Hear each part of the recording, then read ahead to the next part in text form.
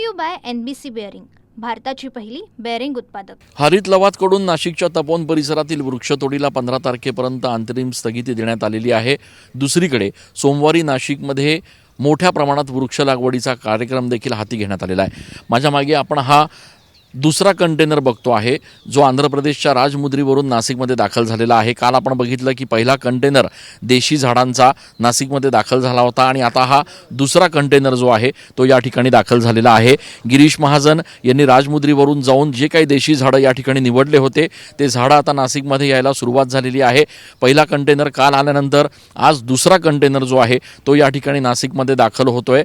या कंटेनरमधले देशी झाडं जे आहेत ते आता मखमनाबाद परिसरात या ठिकाणी एकत्र काढले जाणार आहेत आणि सोमवारी हे सगळे झाडं जे आहेत ते वेगवेगळ्या शहराच्या भागांमध्ये या ठिकाणी त्याचं वृक्षारोपण केलं जाणार आहे. दरम्यान काही झाडं याच परिसरात लावले जाणार आहेत. त्यासाठीचं जे मार्किंग आहे ते आपण या ठिकाणी बघू शकतो. या ठिकाणी अशा पद्धतीचे मार्किंग करण्यात आलेले आहेत ज्या ठिकाणी खड्डे खणले जाणार आहेत. मागच्या वेळेला खड्डे खणताना ज्या काही चुका झाल्या त्या यावेळेला टाळण्यात आलेल्या आहेत. पर्यावरण प्रेमींच्या सूचनेनुसार झाडांची उंची बघता या ठिकाणी 2 खड्ड्यांमध्ये अंतर देखील ठेवण्यात आलेलं आहे आणि त्यामुळे या सगळ्या पार्श्वभूमीवर आता एकूणच हा कार्यक्रम जो आहे तो महत्त्वाचा असणार आहे. राजेश पंडित आपल्यासोबत आहेत, पर्यावरणप्रेमी. राजेशजी, पहिल्यापासून तपोवनाच्या वृक्षतोडीच्या विरोधातली जी चळवळ होती ती आपण सुरू केली, आपण त्याच्यात सहभागी होतात. आता हे जे झाडं लागवड होत आहे या संदर्भात आपण काय निरीक्षण केलं? एकूण दोन टोटली डिफरंट इश्यूज आहेत. तपोवनाचा आता मॅटर आता राष्ट्रीय हरित लवादामध्ये गेलेला आहे, त्याच्यामुळे ती वाचतील याची गॅरंटी आहे. आता हा जो विषय आहे ते आलेले झाडं प्रॉपरली लागत आहेत का नाही याच्याकरता बारीक लक्ष आपण ठेवून होतो आणि हे जे डिस्टन्स आहे ते बघता आणि ह्या झाडांचं म्हणजे हाईट आणि हे सगळं कन्सिडर करता हे परफेक्ट होतं आहे असं माझं मत आहे.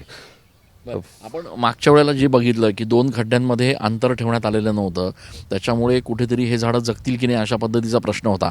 आता साधारण आपण हे जे काही बघतो आहे तर त्याच्यात या झाडांच्या सर्वायवलचे चान्सेस किती वाटतात? नाही, याचे सर्वायवलचे चान्सेस खूप वाटत आहेत. 80-90% जगतील, पण प्रॉपरली जर मेंटेन केलं तर. आता ते जे मेंटेन करणारे असतील इथल्या स्थानिक रहिवाशांना जर बरोबर घेतलं आणि त्यांना लोकसहभागातनं केलं तर ह्याच्यातली शक्यता जास्ती वाटते.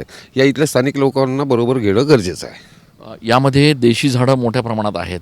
लिंब आहेत, आंबा आहे, वड पिंपळ आहेत.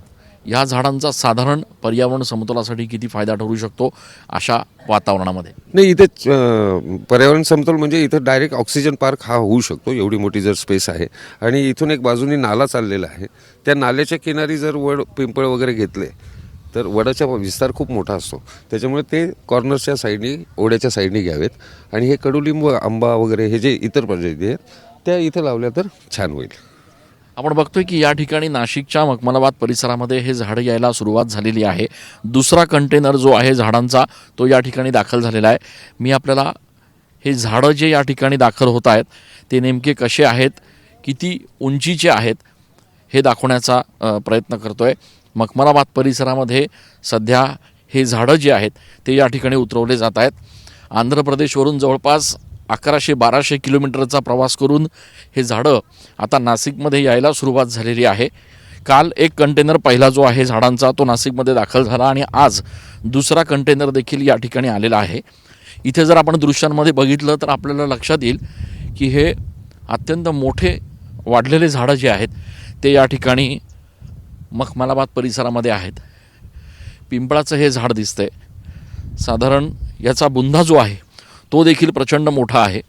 झाडाची उंची देखील साधारण 15 ते 17 फुटापर्यंत असावी आणि या अशा मोठ्या झाडांना ज्या वेळेला समोर करण्यात आलेल्या खड्ड्यांमध्ये लावलं जाईल त्यावेळेला निश्चितपणे त्यांच्या जगण्याची शक्यता देखील वाढते. परिसरात ऑक्सिजन पार्क तयार होईल अशा पद्धतीचं एक निरीक्षण जे आहे ते पर्यावरणी या ठिकाणी व्यक्त करत आहेत. त्यामुळे या झाडांचं फक्त संगोपनच नाही तर ते पूर्णपणे वाढून ते विस्तारित होऊन व्यवस्थित ते वाढेपर्यंत आता पर्यावरणप्रेमी आणि त्याचप्रमाणे नाशिककरांनी देखील यांची निगा घ्यावी अशा पद्धतीचं आवाहन देखील पर्यावरणप्रेमी करत आहेत. कॅमेरा पर्सन खुशाल पाटीलसह मी चंदन Puja Adhikari, TV9 Marathi. Brought to you by NBC bearing, भारताची पहिली बेअरिंग उत्पादक.